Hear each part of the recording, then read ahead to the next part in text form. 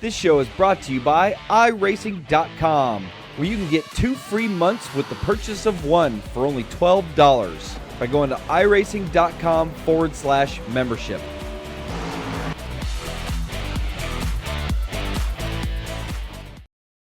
Welcome to Inside Sim Racing and a special edition of our test drive segment or series that we've been doing, and something that we've never done before. We've never put 2 titles head-to-head directly. Actually, yeah, we did. We did our Gran Turismo Prologue versus Forza 2. Man, that was a long time ago. Got a lot of heat for that one because we were comparing a demo to a full title. And in my opinion, Gran Turismo Prologue was pretty dang close to a full title. Matter of fact, it offers just as much or more than some other titles that are on the market today. So anyway, changing subjects here, let's get back to this. So I've got Gran Turismo 6 here, Forza 5 here, and some of you are gonna say, well, we see these comparisons all the time. And sure, we do, and in my opinion, they're getting a little redundant. And usually what the person's doing is getting on the bumper cam of the car, driving around a track, and then doing a comparison video. And there's even been comparison videos to real life driving. So they'll take real life footage of a track, Nordschleife, let's say, and get on the bumper of that car, whatever, or in car, and put the laps side by side to give you a comparison. So I'm not gonna do that. I'm gonna do something that I think has never been really done. And maybe it has, and if it has, let me know, and we'll talk about it on our blog or maybe in a future show, but this is something new to our show. And what I did was I thought, how would the guys at Top Gear do a comparison? How would they compare 2 titles? Or guys like us that like the sim racing aspects of a title, how would you compare each one head to head? So what I thought was, how about drive the same exact car? And what I've got here is the 2013 Viper SRT. I went through both car lists. I tried to find, I think I found each car list on the net, or at least pretty close to the car list, and decided to, I think there was only like 5 or 6 cars that actually matched up as far as the same identical cars, same horsepower, same everything. So anyway, it's the 2013 Viper SRT. And then I decided, okay, what track? And I used a track that I think is new to both series, and that's Bathurst, or Mount Panorama. And for Gran Turismo 6, I think this is the first time it's been in the game. Matter of fact, I don't know if they laser scanned it or not, but anyway. And same with Forza. So I decided, hey, perfect track. Car that I like, Viper, man, it's always been a mean-ass car. So why not take them both for a test drive and see how they perform? So this isn't going to be a review of both titles. I'm not going to talk about UI or gaming or microtransactions or anything like that. I'm basically going to test drive these 2 cars. Actually, I already did. I'm going to show you guys footage. And we'll do some side-to-side stuff here. But I test drove both the cars, and I came up with like a rating system. And basically it came down to 17 points. And I talk about physics, graphics, sounds, damage, the track, and have some categories or subcategories within those categories. And I gave each one a point based on what I thought was, which one I thought was better. In a couple categories, they actually tied. So that being said, I didn't do any tweaks to the cars. I think I might have changed the tires on Gran Turismos. Anyway, I tried to make them equal. I didn't raise their performance indexes or performance points at all. So they're same horsepower rating, same weight, same everything. I even got stripes on both. I don't see the car. There it is. Here it comes. Got stripes on the car, stripes on the car. But just look at that thing, man. That thing is just awesome. Beast of a car, too. So now, before you get all up in arms saying, well, it's Forza 5 versus Gran Turismo 6, Xbox One versus PlayStation 3. Sure it is. But the bottom line is, both titles have been extensively developed. And At this point in the game, Gran Turismo 6, Forza 5, they should have all of these categories dialed in. Sure, the graphics are going to be a little bit better on the Xbox One, but I'm not going to talk about that as far as, there's maybe less jaggies. It's more of a cleaner look. But PlayStation 3, man, it still looks awesome. And at this point in the game, as far as PlayStation 3 development goes, they should have mastered it by now. So there shouldn't be any frame rate issues. You should have a smooth flowing experience, and I'll talk about that. I put both titles in simulation mode, no driving aids, as much force feedback as I can handle. I'm running a T500 on the PlayStation 3 and the TX1 on the Xbox One. Similar pedal setups. I've got the T3 PA pedals over here. I've got the T500 pedals over here. No stick shift, just paddle shifting. And again, track is mount panorama. And let's start with the physics. So, 3 different categories in physics. Overall feel of the car, edge of traction, how it feels on the edge of traction, and under braking. I'll start with Forza score and then go to Gran Turismo. So first up, physics, overall feel of the car.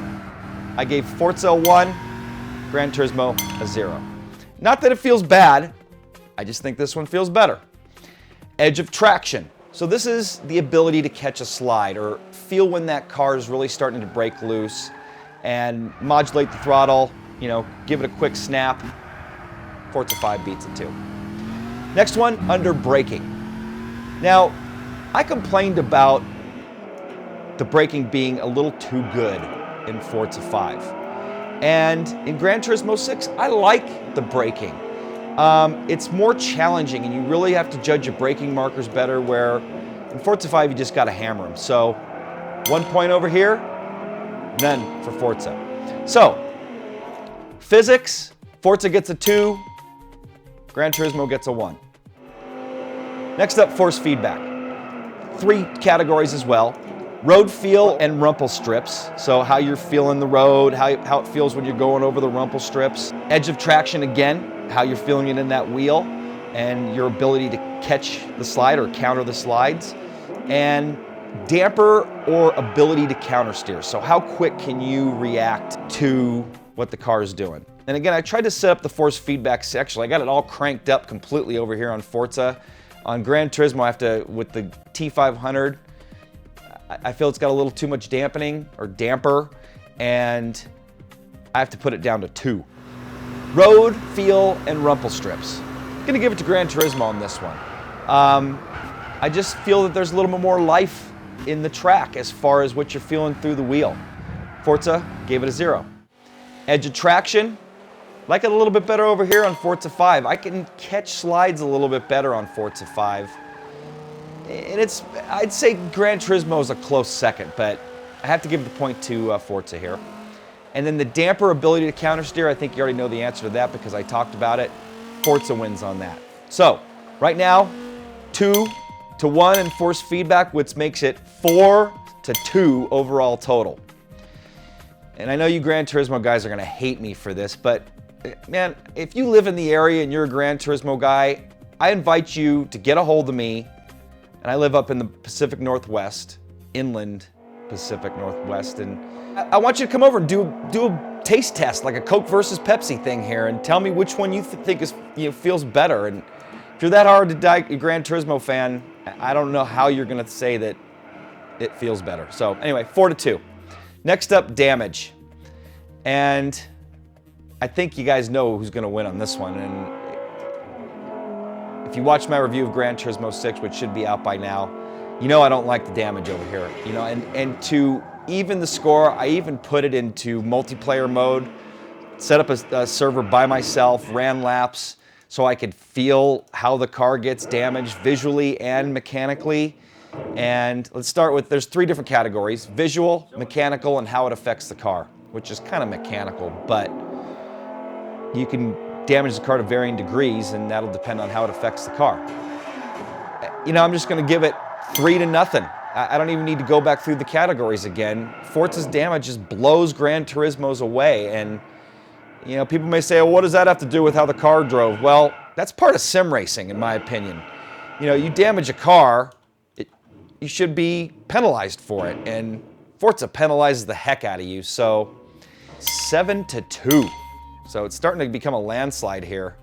If you watch the recent Super Bowl, similar, my team, the Seahawks, landslide victory over the Broncos. So anyway, moving on. Sounds. Watch the reviews, you know that, again, I'm not very fond of the sounds, but it did get a point here.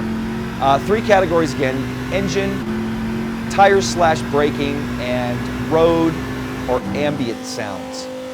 Engine sounds, Forza 5's got them beat, by far. You know, Gran Turismo 6, I'm still waiting on that patch.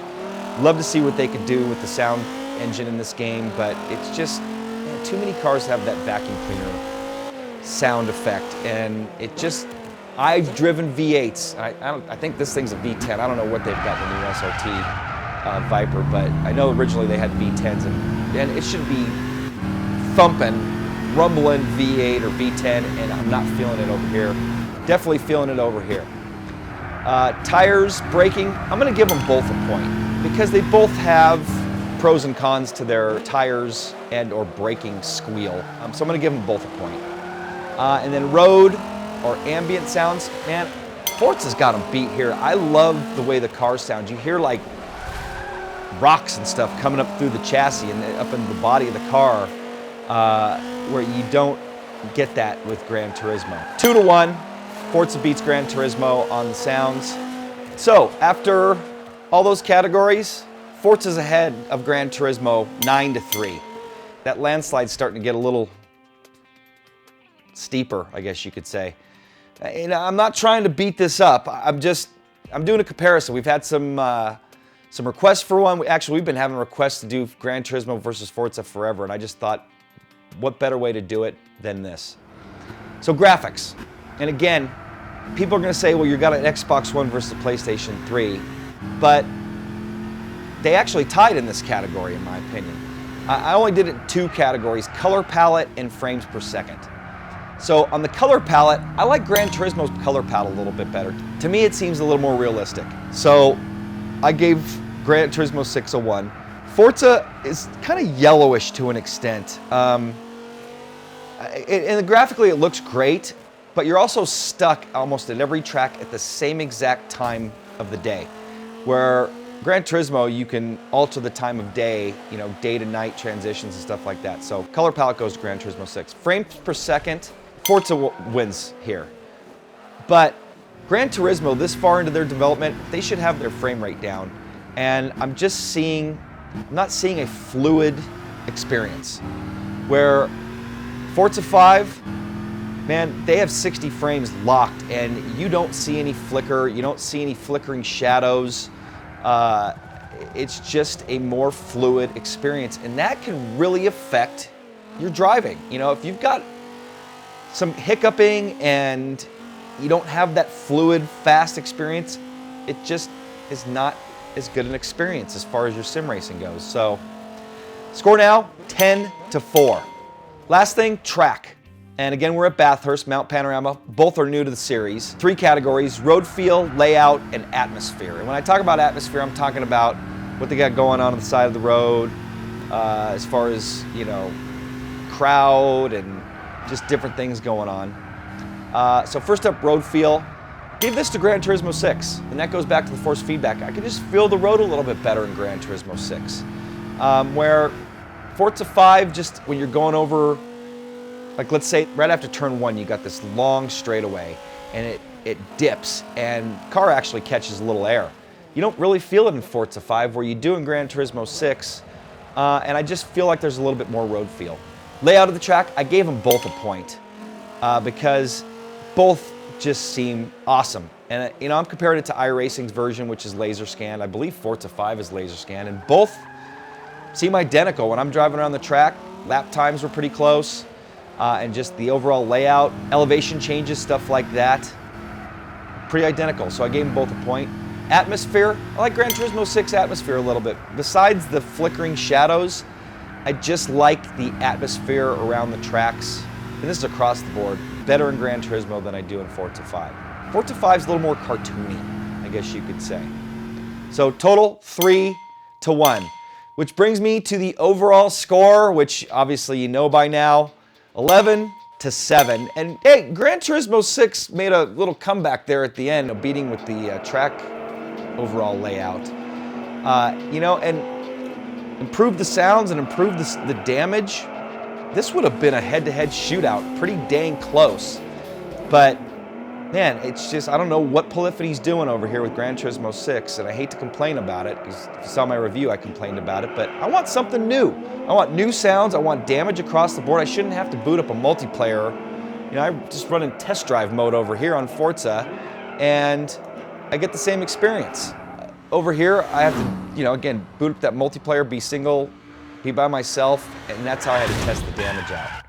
So, that's going to wrap it up. If you'd like to see more test drives like this, if you want to see me compare a few more cars at a few more tracks in this series, let me know. I don't think the score is going to change much because, again, the sounds and damage are just killing Gran Turismo. But let me know if you want me to do something else.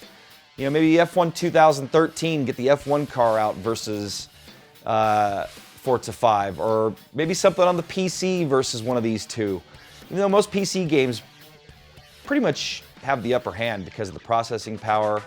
I gotta say, a couple categories they might take it. So that's gonna wrap it up. Hopefully you've enjoyed this. Please, Gran Turismo guys, don't just instantly dislike it because Gran Turismo didn't win. Like it for the production quality of the show, and or not. If you don't like it, thumbs down me. I mean, it's your choice. But hopefully you've enjoyed this test drive of the Viper SRT 2013 at Mount Panorama or Bathurst, Forza 5 versus Gran Turismo 6. I'm Darren Ganji for Inside Sim Racing. I'll see you guys next time.